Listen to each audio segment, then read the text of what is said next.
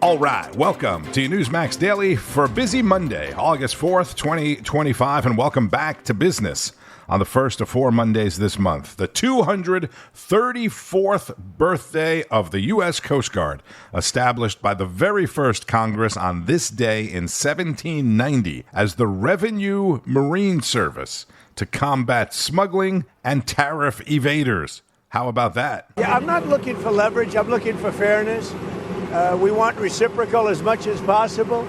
Sometimes reciprocal would be too much for them to handle because it would be a much bigger number. President Trump returning to Washington from his New Jersey resort last night. Hope you had a great weekend doing whatever it is you love to do on the weekends. We kicked it off with a Major League Baseball game inside of a NASCAR track, Bristol Motor Speedway in Tennessee, where the Atlanta Braves beat Cincinnati. It made no sense, but people loved it. Then Sunday, we had an actual NASCAR race at a motor speedway in Iowa, with William Byron picking up his second win of the season. The WWE held a 2-night SummerSlam event, with Cody Rhodes winning the title back from John Cena. And then, for some reason, longtime retired superstar Brock Lesnar showed up. It was almost as crazy and head-scratching on Capitol Hill, where the Senate was working over the weekend, but left town for their summer recess Saturday night without confirming dozens of nominees, as Republicans accused Democrats of obstructing. They have no idea why, other than the nomination is made by President Trump. That's Wyoming Senator John Barrasso. Senate leader John Thune said President Trump told them privately to end the negotiations with Democrats and head home. The president also put it in a Truth Social post after previously telling the Senate to work through the summer recess, right? The president wrote, "Crying Chuck Schumer is demanding over $1 billion in order to approve a small number of highly qualified nominees who should right now be helping to run our country. This demand is egregious and unprecedented and would be embarrassing to the Republican Party if it were accepted. It's political extortion by any other name. Tell Schumer, who is under tremendous political pressure from within his own party, the radical left lunatics, to go to hell in capital letters. Do not accept the offer. Go home and explain to your constituents what bad people the Democrats are and what a great job the Republicans are doing and have done for our country. Have a great recess and make America great again." All in caps. End quote. The Senate did get to confirm Judge Jeanine Pirro as the U.S. Attorney for Washington, D.C., and Brian Birch as the Trump administration's Vatican ambassador. Birch also happens to live in Chicago, where Pope Leo is from. Before we get into the weekend highlights, let's go to Rob Finnerty's conversation with President Trump at the White House on Friday. These new emails, Mr. President, suggest essentially that Hillary Clinton personally approved the Russia hoax. With Obama. With Barack Obama. And my question is she finally going to pay for what she did, or does she get a pass again? So, we had her, and I had her right under the sights, and I told the people, look, you can't do this to a president's wife, an ex-president, and she was Secretary of State, right. But you can't do this to the wife of a president. And if you remember, well, I'll tell you how I feel about it in a second. If you remember, I was at a rally, and it was after the election, and they said, lock her up, and I said, no, look, we won, just relax. And I didn't do what other people would have done, what they would have done. And then they went after me, and they meant it. I said, it's amazing. I always felt that you shouldn't be doing this stuff, and I let Hillary off the hook. I totally left her off the hook. And then I let her off the hook for what? And then I come in and they did the same thing to me. The difference is they actually meant it. And they hurt a lot of people, and it was all a hoax. And now they have it in black and white. No, I think they should pay a price. How directly? By the way, it's a very big price. It could be the biggest scandal in the history of our country, but it continues onward. And that continues onward. That scandal has continued from the beginning. They have everything they do is a hoax. They're no good at anything other than some forms of nasty politics. And think how much it hurt you in your first term. And I think about these names, Brennan, Comey, Clapper. The worst. Hillary Clinton. All bad. How directly do you think Barack Obama was involved? Totally. He knew about it. We have it cold. He has it in writing. It's all, he said, you could almost say that he was almost more of the mastermind. He heard what she was doing, and then he approved it. And when and not only approved it, he approved it and pushed it. And they knew it was fake. They knew the Russia thing was fake. I'm not great with Russia. I was tougher on Russia. Don't forget the pipeline. I was the one that ended the Russian pipeline. Nobody ever even knew they were building a pipeline. I ended it. So, and when Biden came in, by the way, one of the first things he did was approve it. I had it ended. Now, that was the biggest economic development job they've ever done. That was going to all over Europe, and I ended it. No, I was the opposite. And I'll tell you what, for that to have gone on, it's one of the great scandals, I think, in the history of our country. I know it is. Are you willing to take this all the way to indictments? Well, it's up to Pam Bondi, who's doing a terrific job, and she'll have to work with law enforcement to see what she wants to do. And I'm not giving her advice one way or the other. Okay. I can tell you, though, I read like you read, and I read things that are unbelievable that just came out yesterday. Yeah, a lot going on. Now, they've been coming out over the last number of months. Right. But what came out over the last few days is incredible. President Trump with Rob Finnerty on Russiagate. And what about Epstein? Your Deputy Attorney General sat down with Ghislaine Maxwell for 9 hours. I'm just wondering when the American people get to hear what she said during that interview. Well, I don't know, because I haven't spoken about it, but he's a very talented guy, Todd Blanche, and a very straight shooter. Yeah. And I think he probably wanted to know, just to get a feeling of it, because we'd like to release everything, but we don't want people to get hurt that shouldn't be hurt. Yeah. And I would assume that was why he was there. I want to release everything. I just don't want people to get hurt. You can't have people associated. First of all, the files were run by some very bad people and very sick people like Comey and Lisa, the whole group, all those people in that office. They ran those files for 4 years. And if they were going to use the files, they would have used it before my election. Right. Because unless they're stupid, which to a certain extent they are stupid. You're saying they would have released the information? Well, they had the files. They election. Control the files. Yes. I didn't control the files. They controlled the files for 4 years. So if they had something, they would have released it before the election, because they are not geniuses, but they're evil. Right. There are a lot of evil people. So I can't really tell you much other than Todd went in, and I think he just wants to make sure that innocent people aren't hurt. But you'd have to speak to him about it. Okay.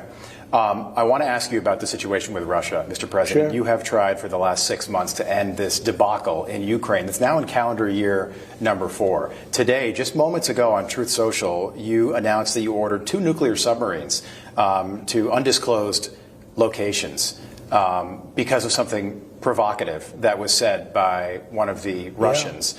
Can you tell us how concerned you are about a possible escalation right now? Well, a former president of Russia, who's now in charge of one of the most important councils, Medvedev, said some things that were very bad, talking about nuclear. And when you mention the word nuclear, I say, my eyes light up, and I say, we better be careful, because it's the ultimate threat. He shouldn't have said it. He's got a fresh mouth. He said things in the past, too. And so we always want to be ready. And so I have sent to the region 2 nuclear submarines. I just want to make sure that his words are only words and nothing more than that. And they're closer to Russia, I assume? They're closer to Russia. Yeah, they're closer to Russia. It's a terrible situation going on over there. This since the beginning of the year, they've lost 20,000 Russians in this ridiculous war. They've lost 8,000 Ukrainians soldiers. Then they've also lost people in cities and towns a lot, but not nearly numbers like that, because missiles are being shot into Kiev and other places. This is Biden's war. This is not my war. This war would have never happened. It didn't happen for 4 years, was never even talked about other than anything. I had conversations with Putin. It was the apple of his eye, but he wasn't going to go into Ukraine. So if you didn't see the interview Friday night or hear about it over the weekend, President Trump has sent 2 nuclear submarines to the edge of Russian territory, to the region, as he said, because of the provocative rhetoric coming from Russia. Now think about this. China also sent a submarine into Russia, where the Chinese and Russians are holding a week of joint military drills for the first time. Talk about provocative. The world should be very concerned about this. China and Russia holding drills together. Rob also asked the president about firing the head of the Bureau of Labor Statistics, which was big news everywhere over the weekend, and the possibility of firing Federal Reserve Chair Jerome Powell. Some breaking news today. The jobs numbers came out this morning. I guess they were lower than expected, but you've announced that you're firing your a Biden appointee, the head of the Bureau of Labor and Statistics. Her name, Dr. Erica McIntarfer. Tell us about what was going on here. Well, it's a Biden appointee, and we've had problems in the past, and we had problems even before the election. You remember those wonderful results that were put out just before the election, and everybody said, where do they come from? Then I think they adjusted it after the election, and we had some difficulties with her, and there have been a lot of questions, and we fired her because we didn't believe the numbers today. Even though interest rates are too high, we have a terrible head of the Fed. He keeps interest rates too high. And I could understand that, but I don't believe those numbers. I think because we're doing so well, and we fired her. This is not something from just now. This was before the election, where she got, meaning Kamala. We thought it was Biden, but it turned out being Kamala, where they got very, very strong numbers. I said, what's this all about? And they adjusted them, and then later on they adjust them, I guess, downward. But we don't want that. We want straight numbers. I was thinking this morning when I saw the numbers, I said, who makes these numbers anyway? I never gave it much thought other than before the election, but it didn't work out too well. For them, I won the election. So maybe people don't believe it or whatever. But I was saying to myself, I wonder who does this. And when I checked, I said, this person is very suspect to me. So we fired. So the accusation is this person was essentially cooking the books and the numbers are not accurate. Well, I think there's some strange things going on because just before the election, they came out with these great numbers. And I said, I don't believe those numbers. They weren't good. And then I believe they had to do some correcting a little bit after the election. But no, we don't want that. We don't want to take any chances. We don't want to play any games. I want to ask you about Jerome Powell. And you posted this on Truth Social, sir, just recently. Jerome Powell, too late Powell, has done it again. He's too late, too angry, too stupid, too political to have a job as Fed chair. Why don't you remove him? They say it would disturb the market. I would remove him in a heartbeat, but they say it would disturb the market, and he gets out in 7 or 8 months, and I'll put somebody else in. But is it a possibility that you remove him? Because you have cause. To me, that $700 million disaster down the road at the Fed headquarters is cause to remove somebody. He's building a building for $2.9 billion, a renovation for $2.9 billion, the Fed. President Trump sitting down with our Rob Finnerty, and while returning to Washington last night, the president also made these comments to reporters. We'll be announcing a new statistician sometime over the next 3-4 days. He may be going, I think next week, Wednesday or Thursday, may be going to Russia. They would like to see him. They've asked that he meet, so we'll see what happens. He being U.S. Special Envoy Steve Witkoff. Newsmax host Rob Astorino spoke with U.S. Ambassador to NATO Matthew Whitaker on Sunday Agenda. Obviously, President Trump lost patience with Putin. It went from 50 days to, a lot less than that. And as I said, Friday is the deadline at this point. Steve Witkoff, the Special Envoy, I don't know if he's there yet in Russia, but if not, he's on his way. What do you think Witkoff is able to pull off, if anything, right now with Putin? Yeah, well, I know Steve. He's a very talented diplomat. Obviously, he's going there very soon, if he's not already there, to deliver an ultimatum. And that ultimatum is going to be that get a ceasefire in place. The time is now. Stop the killing. That's what President Trump really wants, is an end to the killing. 1,000 soldiers almost every single day are dying on the battlefield, and then you have these civilian casualties that we're hearing about overnight, every single night it seems like. And President Trump wants peace. He's a peacemaker. He ended the Cambodia-Thailand conflict. He ended the India-Pakistan conflict. He ended the 12-day war between Iran and Israel. And so, President Trump is averaging about a peace deal a month right now. And I think ultimately he'd like this to end, but both sides need to agree to a ceasefire and then an enduring peace. But I think based on what's happening on the battlefield, there's not going to be a winner in this war. At the end of the day, diplomacy is the only way that this war is going to come to an end, and President Trump knows that, and I think he's trying to create the conditions to make that happen. So what role can you play as the ambassador to NATO with your counterparts, not only within the NATO countries, but also, obviously, with Russia? I mean, diplomatically, you're always talking, but what's your role in this, too? Yeah, well, I mean, a couple of weeks ago, President Trump asked me to coordinate the sale of American armaments and weapons to our NATO allies and to provide those weapons then to Ukraine through our NATO allies. We're going to accomplish some big things in the coming weeks. I was just in Poland working on this issue with the folks that are actually moving items into and out of the conflict zone. And so I think, we are, expecting that these important, sophisticated, top-notch, top-of-the-line weapons that we're going to sell to our European allies and will be used on the front lines in the Ukraine war will be a difference maker. But at the end of the day, again, we need to stop the killing. That's the most important thing. U.S. Ambassador to NATO Matthew Whitaker on Sunday Agenda. And we go from the Russia-Ukraine war to the war on Hamas in Gaza with Tom Basile, host of America Right Now on Newsmax. This week in the United States Senate, 27 Democrats voted to block the sale of tens of thousands of assault rifles to Israel as it continues its battle with Islamic terrorists backed by Iran. That's more than half the Democrat conference. 24 Democrats voted to block the sale of 5,000 heavy bombs and guidance kits to Israel. These weren't gifts, folks. It wasn't aid. It was a purchase agreement that they opposed. It was a direct rejection of support for our strongest ally in the Middle East fighting against radical Islam. The vote was a proxy attack by Marxists in the Democratic Party who have joined together with radical Islamists to attack Israel, America, and the West.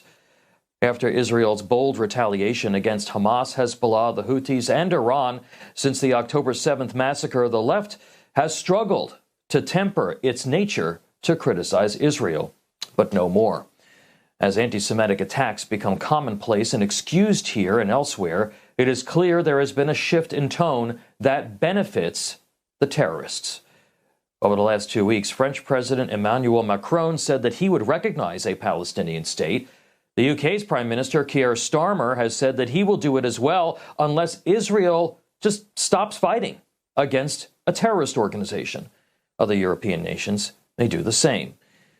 Whether it's the Democrats here or liberals elsewhere, this anti-Israel sentiment is largely coming from one corner of the political spectrum. Starmer, of course, is the head of the Liberal Labour Party in the UK. Macron's Renaissance Party is a liberal progressive party. Both are basically the equivalent of the American Democratic Party, which is also increasingly embracing anti-Israel and anti-Semitic positions. Just ask our nation's largest teachers union. Folks, this has never been about land, and it's a much bigger story than just about Israel. It's about power and advancing a radical Islamist worldview in which Jews are exterminated. And once that happens, Islamists will increase their targets on Christians. Politics makes for strange bedfellows. This is happening at a time when we are also seeing a fusion between the agendas of the left, radical Islam, and communist China. Palestinian statehood, let's be clear, has been offered and accepted by Israel numerous times. Each time, it was rejected by Palestinian leadership, because their cause is at its core about killing Jews and eradicating Israel. This is all about power. Canada, the UK, France, and even Democrats here have made the situation worse. That's Tom Basile, host of America Right Now, Saturday mornings at 9 on Newsmax, 9 Eastern. Back on Friday, I told you about Missouri Republican Senator Josh Hawley's legislation to ban Congress from trading stocks. which ruffled a lot of feathers on Capitol Hill, as you would imagine. Florida Congressman and gubernatorial candidate Byron Donalds, a former banker, spoke about it on Newsmax. Can I ask you about a current issue among your colleagues here? And that has to do with stock trading for members of Congress. Josh Hawley, Republican, supports the idea to ban it. And we just heard from Senator Tuberville of Alabama that he's not okay with that approach. Where do you stand on the matter?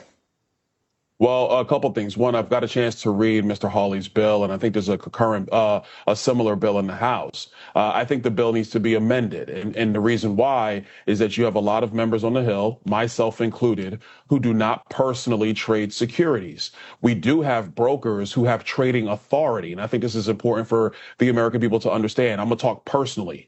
I have a trading account. It's my IRA. I have stocks in that portfolio. They are individual securities.